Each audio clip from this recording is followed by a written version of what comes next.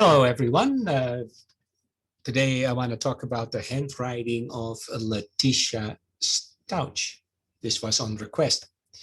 Is she a murderess? Is she insane or plain innocent? I am, of course, the author of John Benet, The Final Chapter. That is a cold case where handwriting analysis, statement analysis, behavioral trend analysis, and emotional impact analysis meet. Please like my channel, subscribe, and above all, share. Leticia Stauch, I hope I pronounced that correct, is in her mid-30s and stands accused of murdering her 11-year-old stepson, Gannon. She said she didn't do it, is in cahoots with her lawyers, and states she has psychotic spells, loss of reality. Here is one of two letters I have, and this was written in August 2020, and this one February 2021. We see the difference in size. Both letters show that there are no margins to speak of, and that suggests she dominates. She fills a room, probably has no boundaries or no healthy boundaries, and tends to not leave room for others. She overwhelms. She was arrested in March 2020, and this letter was written a few months after that. We see that the writing is vertical and fairly small, as compared to a few months after that, where the writing is definitely larger.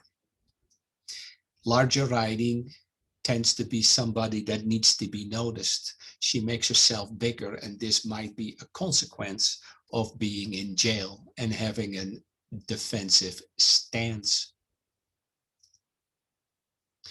She writes in her first letter that she has a doctorate degree in education, but there are many simple spelling mistakes.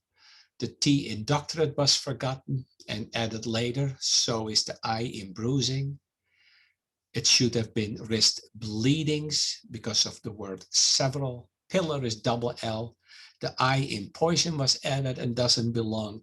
And the apostrophe in attorneys does not belong. This type of writing is considered facade writing. It's mechanical. It's artificial, it is slow, it is willful and deliberate, it lacks spontaneity. And these type of people write to impress a message on you instead of expressing themselves emotionally and enthusiastically. Facade writers often do not reveal their true motives. They say one thing and they tend to be ambiguous because they mean something else. And that is consistent with her signature. Her signature is her self-presentation to the world, and it is fast. You can see the forward movements, the oversized S for Stauch, whereas the writing is really slow. So she's a fast thinker and a slow writer. So she thinks before she speaks. When a signature is very different from the text, the body text, it suggests what you see, what I present to you is not necessarily what you get.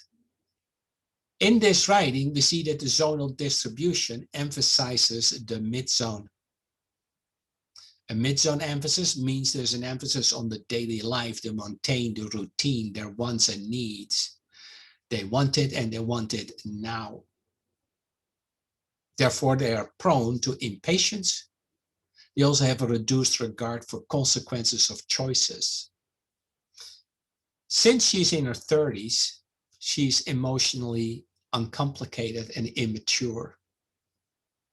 This writing for a 16-year-old is still considered fairly normal. We see in these samples that several letters suddenly lean strongly forward. We see that in the D's and the T's mostly. But we also see one in the F in the word of. This means that the person suddenly lost control over their emotional status. and that means that the letters suddenly move forward more than usual. These people tend to be touchy, overreactive, and may have explosive outbursts. This feature, this handwriting characteristic, suggests an individual with a fragile self-esteem who is enormously ego defensive.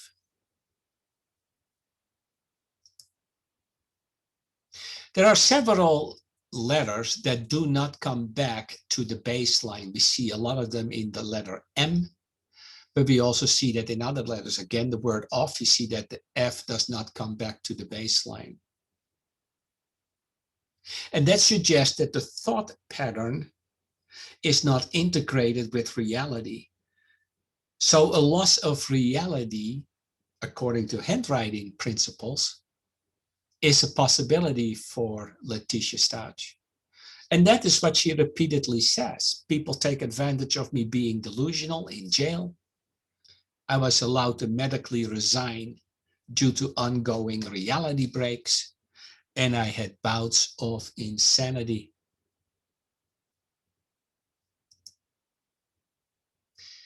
This is an interesting feature which we do not see very often, but a downstroke that ends down left tends to be connected to people that are self-loathing and blame themselves for things. They have subconscious guilt. They often put themselves in a situation where punishment is expected. They do something to get punished. This is also a feature in her handwriting that returns constantly. A letter dropping suddenly below the baseline. Look at the C in cameras, but also the I and the T in hospitalization and the D in evidence. This suggests it's an individual with uncontrollable urges. These urges are subconscious and covert and unexpressed. And therefore, they cannot control it because they won't acknowledge these urges. Here we see an enlarged D body with a very short stem. This means that the individual on a moral level is indifferent to other people's opinions. Since other letters also have shown to be suddenly enlarged, this individual is authority defiant. So when you combine an emotionally uncomplicated woman who's fairly indifferent and authority defiant, who shows through her handwriting that she has subconscious uncontrollable urges and sudden explosive outbursts, then we see through the handwriting that it is a possible match with the disappearance of Gannon. There is also some traits that she has a possible mental disorder, as is her claim. I am sure that the justice system will figure things out.